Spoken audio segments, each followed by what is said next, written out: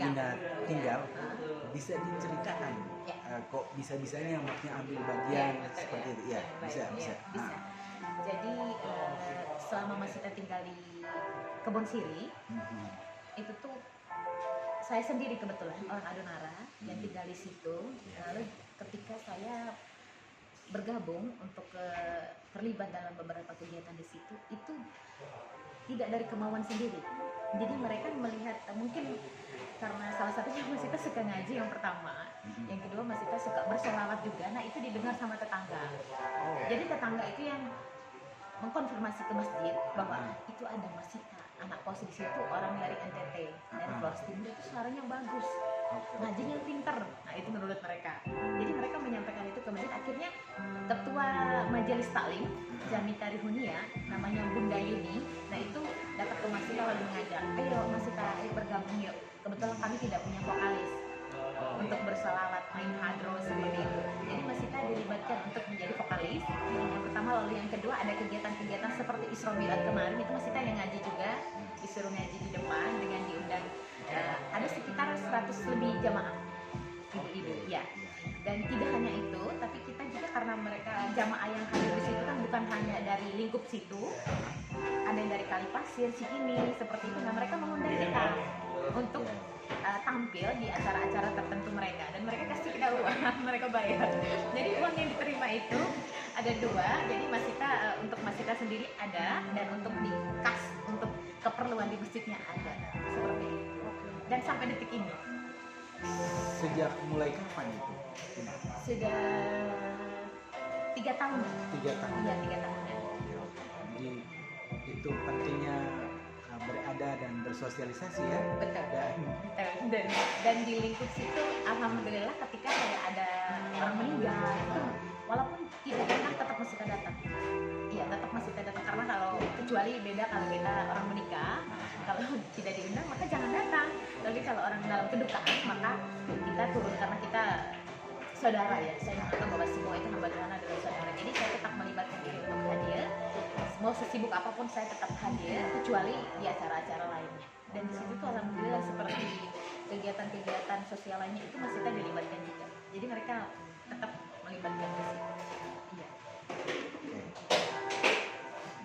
Jadi keren. Ya. Jadi Mas Ita ini kuliahnya dulu di Malang, kemudian berpindah ke Jakarta. Saya mau tanya secara khusus kemarin kegiatan Natal bersama dan Tahun Baru bersama komunitas Titehena, apa menjadi pandangan Ina Mas Ita sendiri terhadap komunitas orang perantau kemudian berkumpul lalu berada dalam satu kelompok? Bagaimana tanggapan Ina Mas Ita sendiri? Menurut saya Wadah Titehena itu adalah master dari paguyuban Flores Timur se-Jabodetabek, di mana dia pengurusannya itu bukan hanya dari satu kampung aja, tapi dilibatkan mulai dari Larantuka, Jalan Bawah, Adara Barat, Adara Tengah, seperti itu. Jadi di dalam lingkup yang sangat luas ya, semua itu dilibatkan.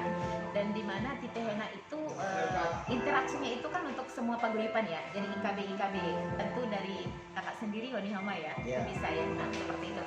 Nah tapi kemarin untuk melibatkan diri ini Mas Ita udah ikut udah lama sebenarnya, mulai dari Kak Simon Lamakadu, Kak Fidelis Lei, dan sekarang Kak Haris Toka.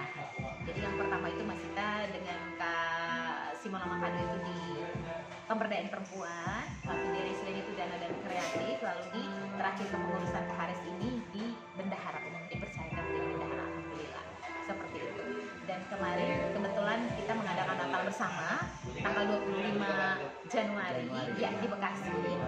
Nah itu tuh alhamdulillah antusiasnya dari beberapa IKB, walaupun belum semua, karena bisa dilihat ya Kak, bisa dilihat tidak semua IKB-nya terlibat. Walaupun kita udah maksimalkan untuk komunikasi, tapi ya begitu, mungkin mereka kurang tertarik atau mungkin ya kita nggak tahu, itu secara pribadi ya, masing-masing ya.